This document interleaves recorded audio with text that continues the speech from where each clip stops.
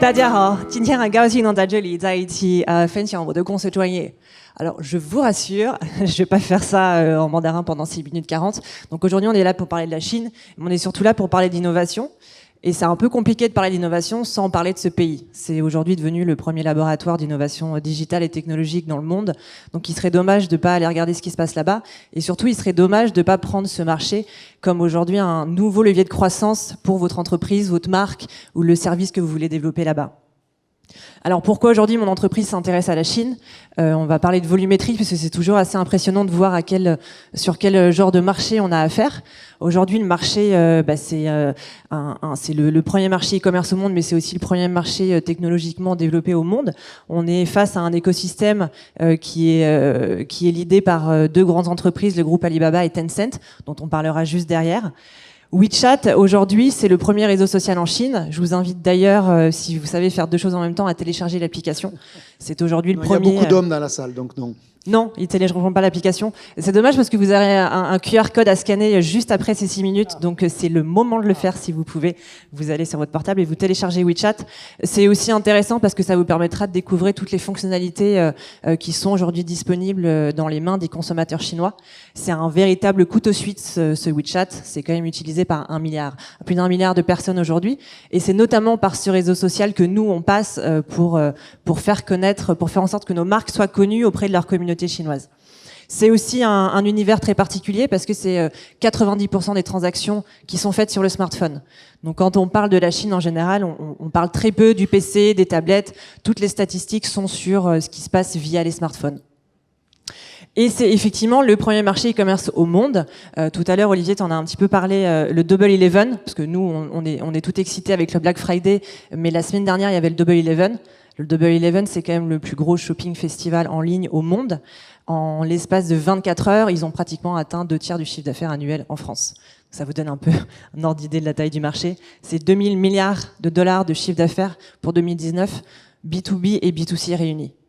En France, on est cette année à un très beau score, 100 milliards, donc on est pratiquement à plus de 20 fois la taille de la France. Ça vous donne aussi une idée de l'opportunité qu'il peut y avoir en fait pour votre marque ou pour votre service. C'est ce qu'on dit régulièrement, mais ne serait-ce que prendre un petit pourcentage du marché, ça peut quand même vous apporter un revenu supplémentaire qui n'est pas négligeable. L'e-commerce cross-border, c'est un sujet très intéressant et c'est aujourd'hui le cœur de notre métier. C'est comment faire en sorte qu'une marque française, qu'un service français puisse se développer directement depuis la France. Donc typiquement, ça vous évite de devoir développer une entreprise en Chine, de devoir avoir des équipes commerciales en Chine. Vous pouvez tout piloter directement depuis la France et nous, on vous aide à faire ça. C'est aussi la première destination des touristes chinois et c'est important parce qu'aujourd'hui on développe tout un service qui s'appelle le travel retail. Donc c'est comment capitaliser sur tout ce trafic de touristes chinois qui voyagent en France et en Europe toute l'année et qui rentrent dans les boutiques physiques et qui du coup sont très demandeurs des produits étrangers et qui vont acheter en masse. Ça c'est aussi des choses qui sont importantes quand on travaille la communication, c'est de capitaliser sur ces consommateurs chinois qui finalement viennent directement à vous quand ils voyagent. Donc notre business model, il est assez simple et il est assez fluide. C'est vraiment de partir de votre marque, de votre projet, de vos produits, de faire du consulting stratégique à travers des études de marché, des rapports d'industrie, de vous élaborer toute une stratégie sur les canaux de vente, mais aussi sur les canaux de marketing, pour que finalement vous puissiez avoir votre propre communauté. Cette communauté-là, ça va devenir vos clients finaux. Et une fois que vous avez ces clients, vous allez pouvoir activer du e-commerce cross-border, donc générer des ventes en ligne. Et la deuxième partie dont on vient de parler, le travel retail, de capitaliser sur tout ce flux de touristes chinois qui viennent directement en France et en Europe. Alors concrètement, ça se passe comment? Nous aujourd'hui, notre métier, c'est de travailler le digital marketing en ligne. Donc notre objectif premier, c'est de faire en sorte que vous ayez rapidement une communauté qui vous suive, qui vous écoute, qui vous aime et qui après derrière achète vos produits. Donc on va travailler vraiment toute votre communication sur les réseaux sociaux, faire des campagnes de KOL, donc de Key Opinion Leader, toutes les campagnes d'influence, et ce sur les différents réseaux sociaux qui sont les plus connus, WeChat, Weibo, Little Red Book et Douyin. Douyin étant TikTok, dont on entend beaucoup aujourd'hui parler en France. Et bien évidemment, le deuxième axe, c'est de développer vos ventes sur l'e-commerce, donc en cross-border. On crée et on pilote vos boutiques avec la gestion des commandes, la gestion du service client et tout ce qui va autour du e-commerce.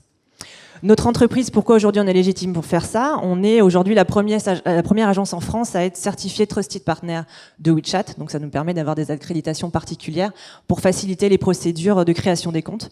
On est certifié aussi étant expert cross-border e-commerce par l'ONU et par l'entreprise similaire en Chine. Et on est un organisme de formation agréé. Donc on peut aujourd'hui vous former sur les sujets du marché digital chinois. Et donc, qui lead cette entreprise? C'est moi-même.